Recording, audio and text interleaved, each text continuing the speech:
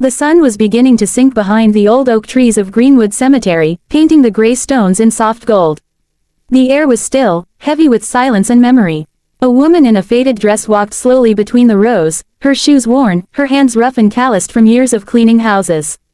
Her name was Maria, and every Thursday after work, she came here with a small bouquet of wildflowers she picked on her way from the bus stop. She always stopped at the same grave, a marble headstone a little apart from the others, elegant but not extravagant.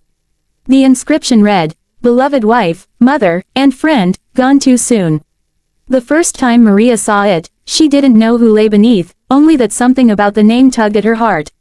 The woman had died young, just a few years younger than Maria herself. Since then, Maria had been leaving flowers there, not because she knew her, but because she understood loss. Her own daughter, Isabel, had died 5 years earlier in a car accident. She'd been only 19, Maria couldn't afford a headstone or even a proper grave, she buried her in a small community lot outside the city and visited when she could. But this place, it gave her peace.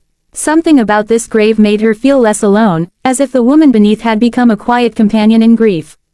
Today, as she knelt to lay the flowers down, she whispered softly, "I brought daisies this time.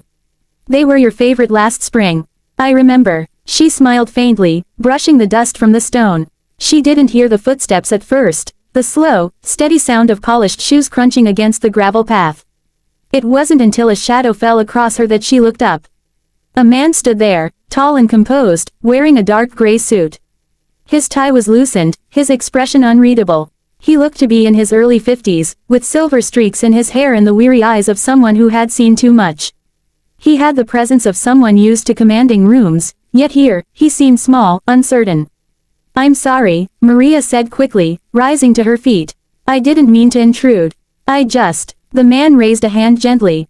"No, please, you're not intruding." His voice was calm, but there was a tremor in it.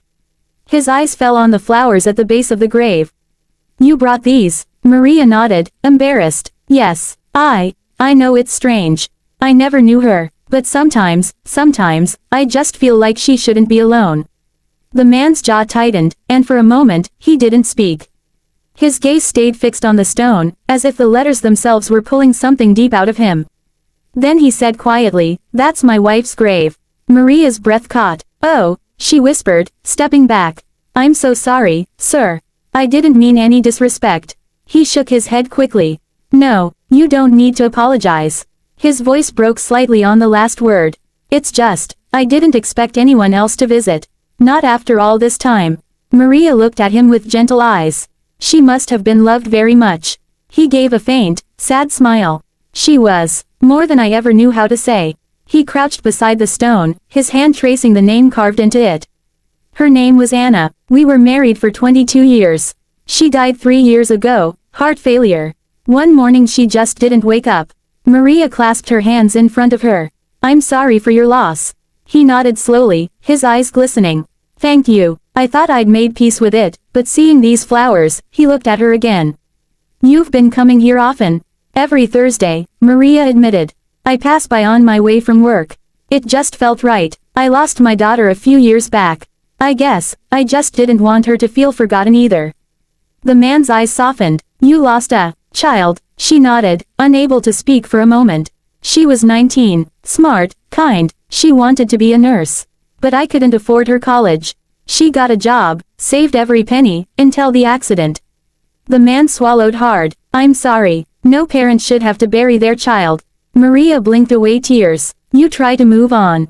You tell yourself time heals. But sometimes, it just dulls the edges." He nodded in understanding. "That's true." They stood in silence for a while, the evening breeze rustling through the leaves. Then, almost hesitantly, the man extended his hand. "My name's David." "Maria," she said, shaking it gently. "Maria," he repeated softly, as if trying to remember it. "I don't usually come here on Thursdays. I visit on Sundays. But today, I don't know, something told me to stop by." She smiled faintly. Maybe she wanted us both to meet. David chuckled quietly. Anna always believed things happened for a reason. They talked for a while longer, about Anna, about Isabel, about the strange ways grief brings strangers together. Maria told him how she cleaned houses in the nearby neighborhood, how she saved what little she could for her granddaughter's school shoes. David listened closely, his usual businesslike demeanor melting away. At one point, he asked, "Do you work for anyone in Oak Ridge Heights?" She nodded. "Sometimes. Big houses there. They pay well, but not all of them treat you kindly." He looked thoughtful. "I know the area. My company's headquarters are near there." "Oh," she said simply, not realizing who she was talking to. David looked down again at the grave, his voice barely above a whisper. "I think my wife would have liked you, Maria." She smiled sadly. "I think she already does." When she turned to leave, he stopped her gently. "Wait, you said you take the bus from here?" "Yes, sir, about a mile down the road." "It's getting dark," he said. "Let me give you a ride." "Oh no, I couldn't. Please, it's the least I can do." After a moment's hesitation, she agreed. They walked to the parking lot, and Maria was stunned to see a sleek black car waiting, the kind she'd only ever cleaned, never ridden in. He opened the door for her, and she murmured her thanks. As they drove, he asked about her life, how she managed, whether she had family nearby. She told him about her small rented room, her work, and her granddaughter who stayed with her on weekends. When they reached the bus stop, she thanked him again and began to step out, but he stopped her. "Maria," he said gently, "you've done more for me today than you know. For years, I've come to that grave and felt nothing but emptiness. But seeing your flowers there, knowing someone else cared, it reminded me of kindness I'd forgotten existed." She looked down, touched. "Sometimes, all we can do is care, sir. It's what keeps the world from falling apart." David smiled, a real, grateful smile. "You're right." He took out a business card and handed it to her. "If you ever need anything at all, please call me." She nodded, tucking the card away politely, not even glancing at it. To her, he was just a kind man who loved his wife deeply. But when she got home that night and finally looked at the card, her eyes widened. It read, "David Harrington, CEO, Harrington Industries." The man whose wife's grave she had been visiting for 3 years wasn't just anyone. He was one of the richest men in the city. Maria sat down slowly, the card trembling in her hands. She had no idea that her small act of kindness had reached a heart that had almost forgotten how to feel.